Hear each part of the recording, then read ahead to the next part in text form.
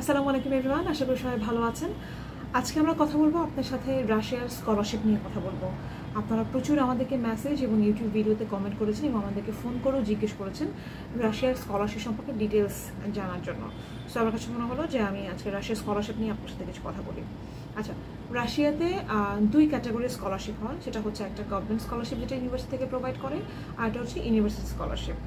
Government scholarship যেটা সেটা একটা নির্দিষ্ট সময় থাকে। আপনারা জানেন যে সুইডেন বা আদার্স যে কান্ট্রিগুলো আছে সেগুলোতে কিন্তু একটা আলাদা ক্যাটাগরিতে স্কলারশিপ হয়। হাঙ্গেরিতে কিছু স্কলারশিপ থাকে ফুল ফান্ডেড, তো রাশিয়াতে এরকম কিছু ক্যাটাগরি থাকে। এখানে সিট লিমিটেশন থাকে এবং আপনাকে এখানে এক্সাম দিতে হয় বা আপনার সিটের আকারে হচ্ছে আপনাকে ফাইলের আকারে ওরা হচ্ছে কনফার্মেশন দেয়। সেক্ষেত্রে এটা ফুল ফান্ডেড স্কলারশিপ বলা হয় এখানে, মানে কোনো টিউশন ফিস নাই।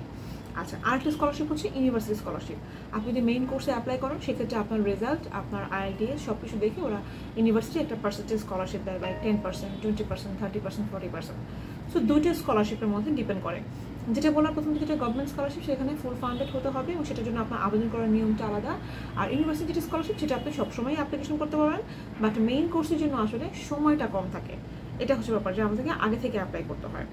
আমরা ফ্রেন্ডস কথা দিচ্ছি কোনো রাশিয়ার কোনো স্কলারশিপ নিয়ে বেসিক্যালি কাজ করছি না। আপনাদের জানতে চান, আপনাদের সবার জন্য আমি আনসার করছি, কারণ স্কলারশিপের জন্য আলাদা করে প্রিপারেশন নিতে হয়, সেই সুযোগটা বা সময়টা আসলে আমাদের নাই।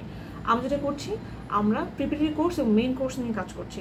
আপনাদের আইএলটিএস আছে এবং আপনারা যারা সরাসরি মেইন কোর্সে অ্যাপ্লাই করতে চান তারা কিন্তু আপনারা মেইন কোর্সে অ্যাপ্লাই করতে পারবেন। আর যারা মেইন কোর্সে অ্যাপ্লিকেশন করতে চান না বা তাদের ওইরকম ইংলিশ ভালো নাই, তারা কিন্তু আপনারা প্রিপারেটরি কোর্সে অ্যাপ্লাই করতে পারেন।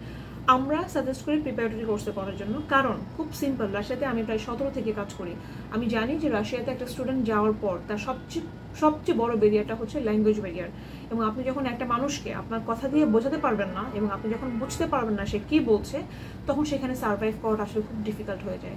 সো ল্যাঙ্গুয়েজ প্রবলেমের জন্য আমরা সবাইকে বলি প্রথম বছর 9 মাস, প্রথম 9 মাসে বা 6 মাসে, যেটা ফেব্রুয়ারি ইনটেক যেটা শুরু হয় সেটা 6 মাস বা 1.5 বছর, আর যেটা সেপ্টেম্বর শুরু হয় সেটা কিন্তু 9 মাসের কোর্স থাকে।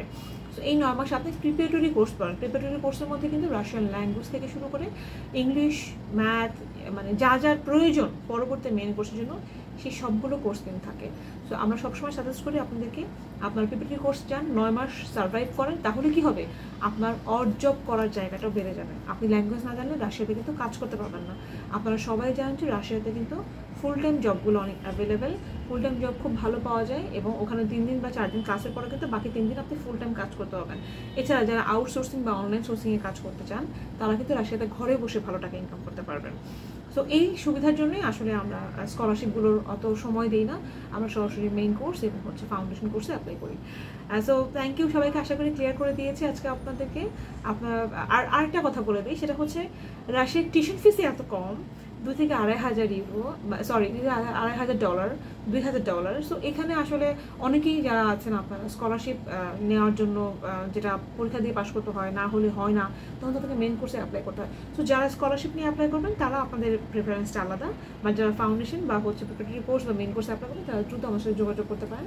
আমি চেষ্টা করবো আপনাদেরকে সর্বাত্মক সহযোগিতা করার জন্য। ভালো থাকবেন সবাই।